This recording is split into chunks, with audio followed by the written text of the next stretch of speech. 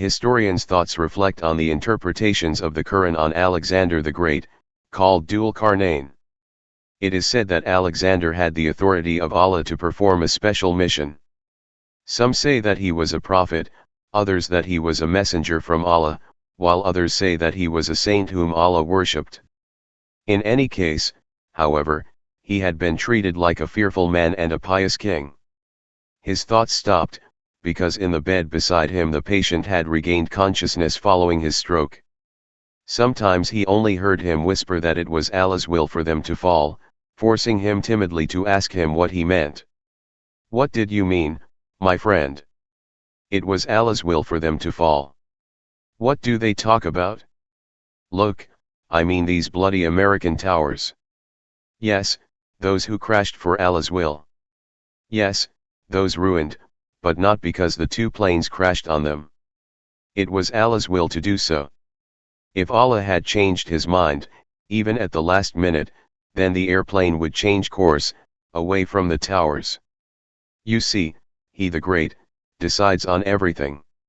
Listen, Allah cannot be challenged by anyone. The historian agrees. He has no objection to this. After all, is there a mortal who knows more than the great Allah himself, just for questioning him? No, never. Of course, it is evident that the old man meant the event with the Twin Towers on September 11, 2001. But his neighbor stops talking as he falls into a coma. Of course, the conversation comes to an immediate end. The nurse who has just entered the room shakes her head while commenting. "What a mess.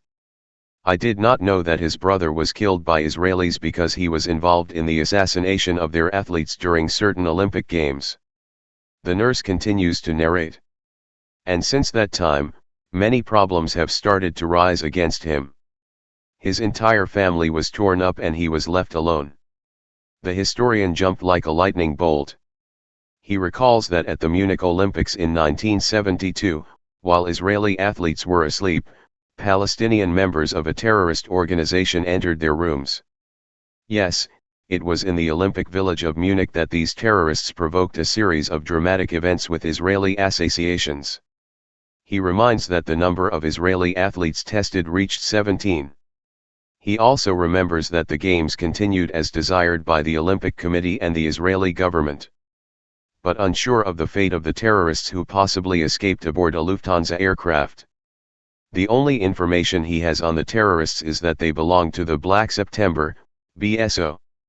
Indeed, they were formed in 1971 as the secret military arm of Fatah as a result of the bloody events of the Jordanian Civil War. But something tells him that reconstituting these events may give him the key to interpreting subsequent developments, but what? And suddenly, he had a flash in the head. "Oh, Allah," the historian whispered in surprise. He was after all angry. In addition, he can do anything. And he did. Then he remembered that Alexander the Great had also participated in the Olympics of ancient Greece.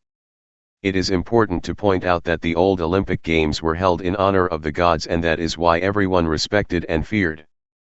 On the other hand, Alexander the Great was characterized by all as a pious and God-fearing king, and by some even as the one who executed the commandment of Allah.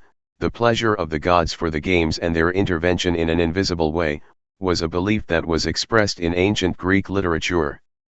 The gods, according to Homer, both in battles and in struggles help or hinder the heroes.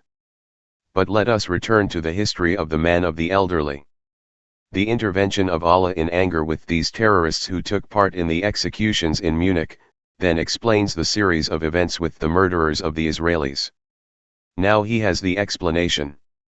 As it was he, that is, Allah, who, according to his sleeping neighbor, allowed the Twin Towers in New York to fall, so it was probably he, that is Allah also, who armed the hands of the Israelis to kill those who interfered in his work, and desecrated the Olympics. Religious according to him, games in Munich.